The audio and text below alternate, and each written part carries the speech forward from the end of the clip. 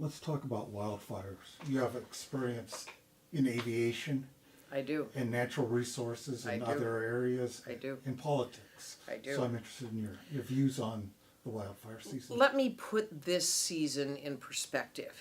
In the roughly 20 years that comprised the four big Tillamook burns that are now collectively known as the Tillamook burn from 1933 to 1951, 754,000 acres were burned. That's in 20 years. We're coming up very rapidly on having burned 700,000 acres in this fire season, and regrettably, we're not anywhere close to done. And so I believe we will exceed in the summer of 2017 the totality of the Tillamook burn.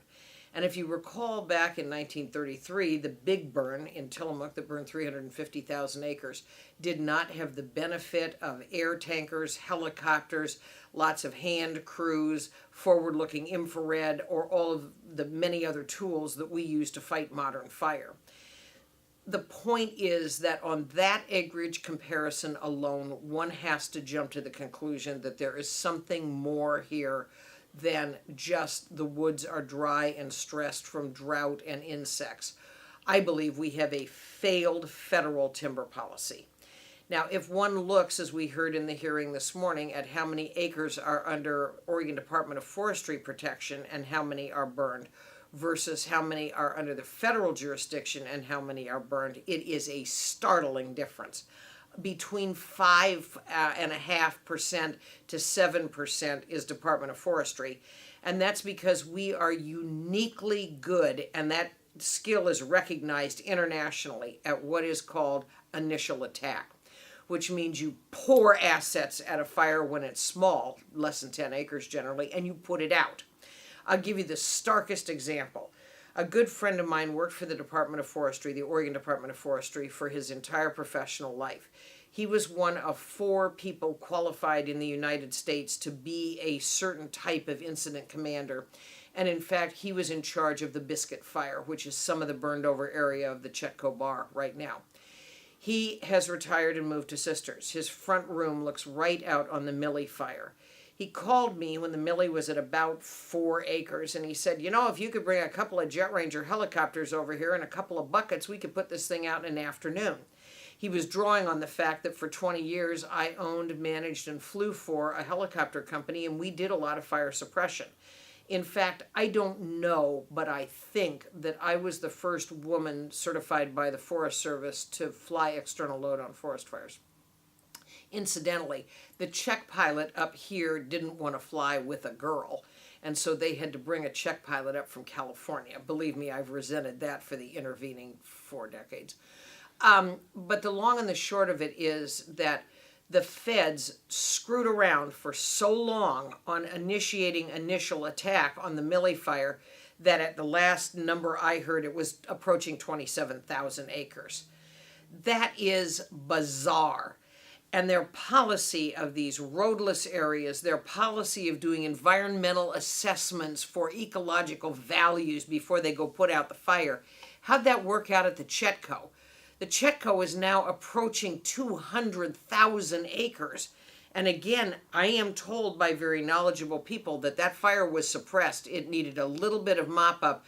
The feds declined, and it's blowing up into this enormous conflagration. So I am very, very, very critical of forest policy on the federal side. I want to make no mistake, though. I am deeply appreciative for the men and women that are on the front lines of these fires. And I don't care if they're wearing a state uniform, a private contractor uniform, a USFS uniform. Those are the true heroes in this story.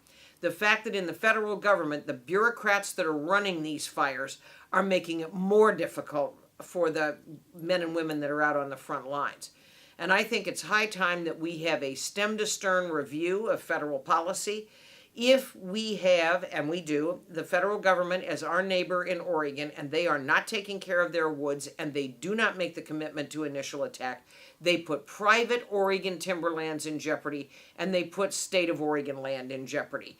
And it is high time that some heads roll. It is high time that we have a complete review of fire policy, including let it burn.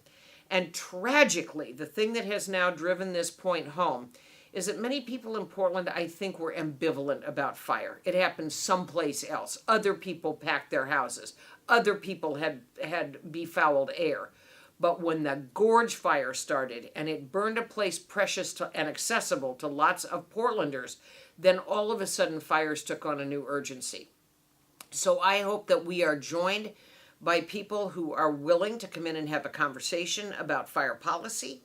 I think that it is ridiculous that we're talking about carbon emission from trucks when one thinks about the amount of carbon that was pumped into our atmosphere. And I flew over in one of our airplanes the couple of Fridays ago. The amount of material, particulate, and carbon going into the air. I mean, you could see the streaks across the horizon of the black coming out of these fires. It is nonsensical to talk about reduction of automotive emissions when we have had air that was so fouled in Oregon you couldn't see across the street in Portland. So I hope that this brings a period of thoughtful reflection on the part of the Oregon legislature when we contemplate the cost of these fires, we contemplate the human toll, the anxiety, the health, and we get serious about having a conversation with our federal neighbors and federal landlords in this state about the appalling way that they approach putting out forest fires. Again, remember, of the forest fires that are burning in Oregon right now, approaching the totality of 20 years of Tillamook burn, the lion's share of the percentage, roughly 95% of it, is burning on federal land. And as far as I'm concerned, that tells the whole story right there.